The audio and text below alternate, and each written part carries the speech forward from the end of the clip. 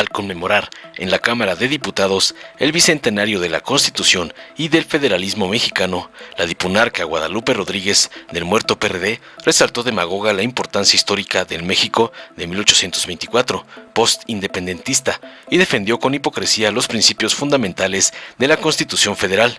Enfatizó la soberanía nacional y la separación de poderes como pilares fundamentales del sistema político mexicano. Denunció los supuestos intentos del gobierno y del oficialismo de modificar la Constitución a su disque conveniencia. Malleyó el legado de quienes lucharon por una nación independiente y defendió la integridad de la Constitución como un pacto federal inviolable, llamando altanera a la defensa de los derechos y la soberanía contra cualquier intento de imposición autoritaria. Concluyó no sin antes llamar loco frustrado al presidente AMLO. Tras oír las sandeces y ofensas de la chacha perredista, el diputado Gerardo Fernández Noroña del PT expresó contundente y magnánimo su postura respecto a la relevancia de conmemorar los 200 años de la República Federal. Remontándose a la historia de México, destacó la importancia de los acuerdos políticos, como el alcanzado entre Vicente Guerrero y Agustín de Iturbide, para poner fin a la lucha por la independencia.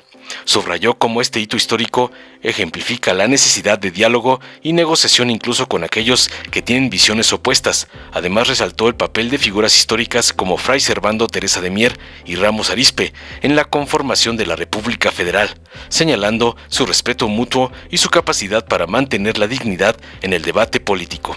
También hizo hincapié en los principios fundamentales que guiaron la Constitución Federal de 1824, como la división de poderes y los derechos individuales, que continúan siendo relevantes en la actualidad. Destacó la importancia de aprender de las lecciones históricas, recordando los desafíos y conflictos políticos que enfrentó México en el siglo XIX, y resaltó la necesidad de mantener un profundo amor por la patria y el pueblo mexicano como objetivo primordial en la política nacional.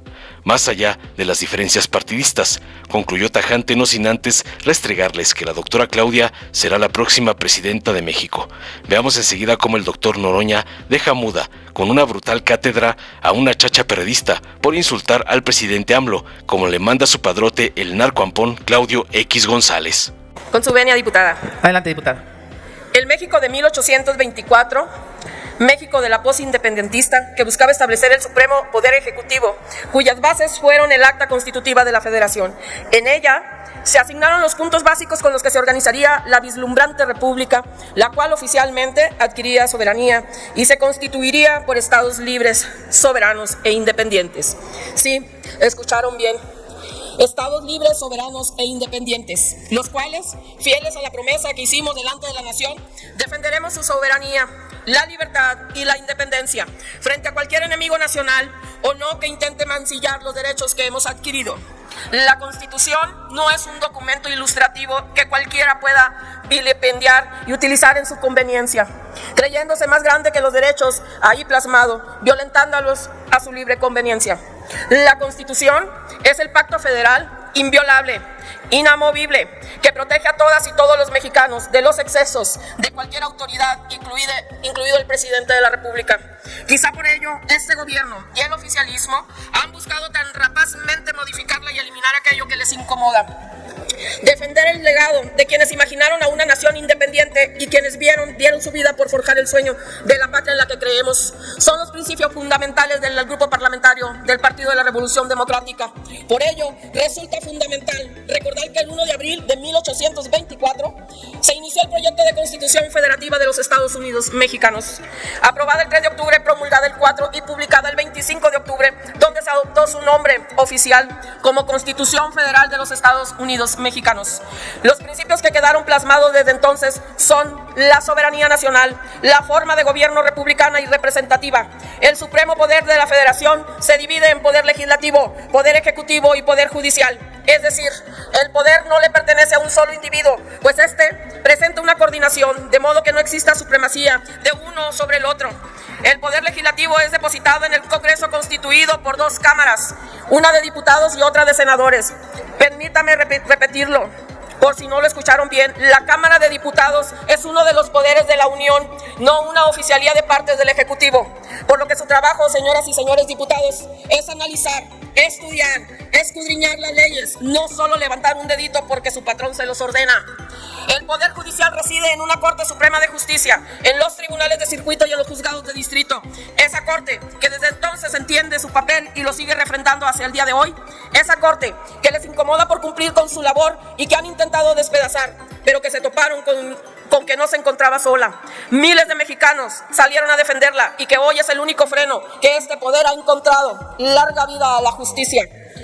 Y en cuanto a la Constitución y a México, le han seguido muchos cambios. La libertad, la soberanía, le han acompañado porque hoy, igual que hace 200 años, el compromiso por la defensa de estos derechos es irrestricta.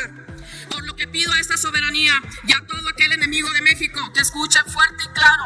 Y lo dicho, en esta soberanía, la patria no le pertenece a ningún individuo. Ningún partido es dueño de México, ni de los mexicanos, y su defensa nos compete a todas y todos. Y este 2 de junio demostraremos el compromiso con el federalismo, echando fuera las ocurrencias y las invenciones de un loco remedo que rey frustrado, que ha querido crear un imperio a costa del dolor y el temor de una nación. ¿Es cuánto, Presidenta? Gracias, diputada. Presidente, no, voy a honrar la efeméride. Yo propuse que las intervenciones fueran centrados en el tema, que siempre puede haber debate político en él, pero 200 años de la República Federal en una sesión solemne me parece que son muy relevantes. Como recuerdan, nuestro país, una vez que logró la independencia, se hizo una monarquía con Agustín de Iturbide. Hay siempre una discusión de con quién hacer los acuerdos y por qué hacer acuerdos con gente que piensa completamente diferente que uno. Y justo nuestra independencia es un buen ejemplo de cómo Vicente Guerrero, que había mantenido la lucha por la independencia en condiciones dificilísimas, aceptó el acuerdo con el que había sido el perseguidor más feroz en contra de los insurgentes, Agustín de Iturbide, un acuerdo que ponía fin a la lucha fratricida por lograr la independencia de la patria. Iturbide fue nombrado emperador, Agustín I. 100 diputados del primer Congreso plantearon que debería ser una república y fueron enviados a la cárcel. También cuando alguien plantea sobre que el fuero no es relevante, yo insisto en este ejemplo de cómo, sin más, quien ejercía el gobierno mandó a 100 de 150 diputados a la cárcel por opinar diferente a cómo estaba constituida la forma de gobierno. Una vez que se logró que abdicara Agustín de Iturbide, un triunvirato, Pedro Celestino Negrete, el propio Guadalupe Victoria y Nicolás Bravo, que también se va a conmemorar el aniversario luctuoso de este extraordinario mexicano del siglo XIX, formaron ese triunvirato y en noviembre de 1823 convocaron a un Congreso Constituyente que casi un año después entregaron la primer Constitución Federal, en octubre de 1824. Si bien es cierto que nuestra patria se convirtió en República Federal a partir del 1 de enero de 1824. Pasó a llamarse Estados Unidos Mexicanos. Ese constituyente, como aquí algunas personas, compañeros, compañeras que me antecedieron, reunió a hombres excepcionales. Y digo a hombres porque hay que recordar que la participación de las mujeres estaba absolutamente excluida.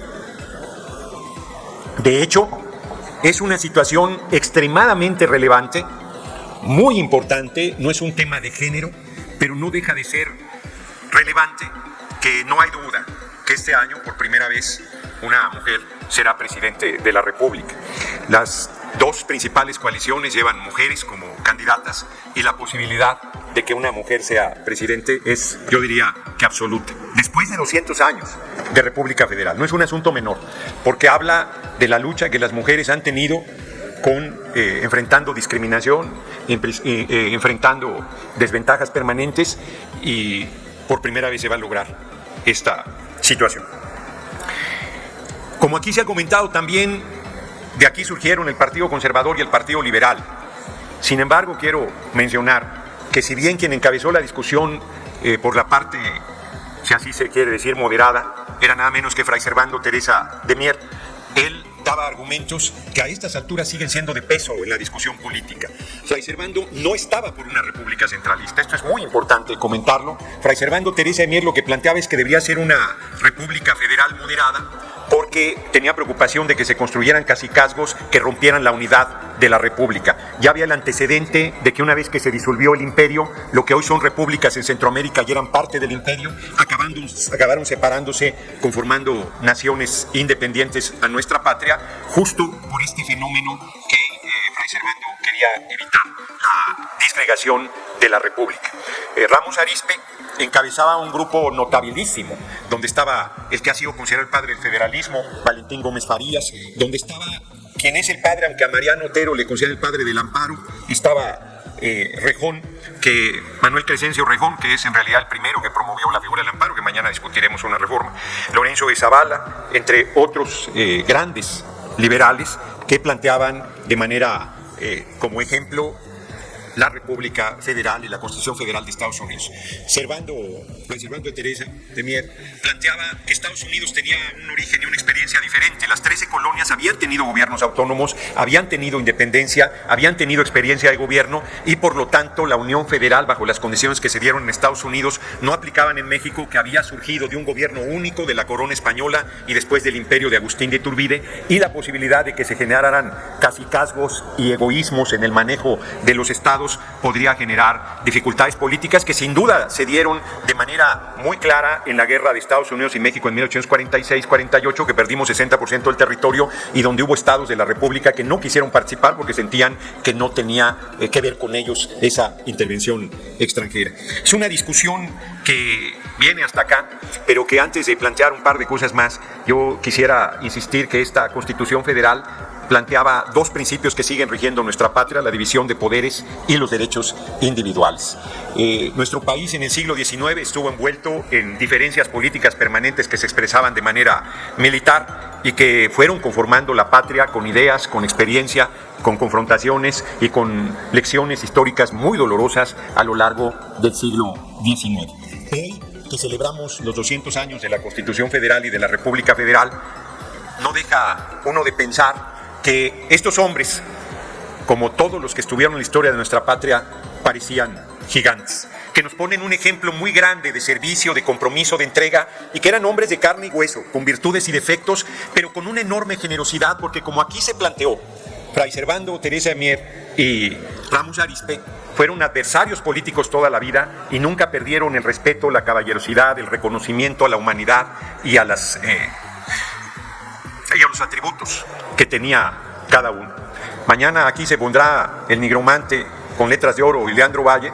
Y Leandro Valle es otro buen ejemplo con Miramón de estos rasgos que en la política se han perdido, de por dura que sea la confrontación. Bueno, ella era de una confrontación militar, no puede haber una confrontación más dura que esa, y por dura que sea la confrontación, siempre hay un respeto a la dignidad, siempre hay una generosidad, o siempre debería haber un reconocimiento a que el adversario es un adversario, no un enemigo, y que no buscamos su destrucción o su aniquilación, por duro que sea el debate y por fuertes que sean las diferencias. Yo, que me caracterizo por ser muy firme en el debate, planteo mi convicción, además ya casi al término de esta 65ª legislatura, de la que he tenido el honor de formar parte y de la que me despediré en breve, de insistir que las diferencias no son personales, que nos debe unir un profundo amor a nuestra patria y a nuestro pueblo, y que ese debe ser el objetivo que guíe nuestros pasos en la política nacional. Muchas gracias por su atención. Dale en me gusta, suscríbete, activa la campanita y compártelo para que más gente lo vea.